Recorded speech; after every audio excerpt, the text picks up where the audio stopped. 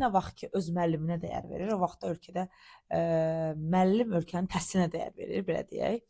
Və ixtisaslı kadrlar müəllim olmağı seçir. Əsasən Azərbaycanda belə deyim də, ölü əzbər metodu gedir. Çində isə bəzi fənlərdən biz ümumiyyətlə yazılı imtahan vermirdik. Bizdə belə bir şey qoyulurdu, yəni araşdırma sualı qoyulurdu və biz onun ətrafında bir yazı işi yazırdıq. Və bu məncə məni daha çox inkişaf elətdirmişdi.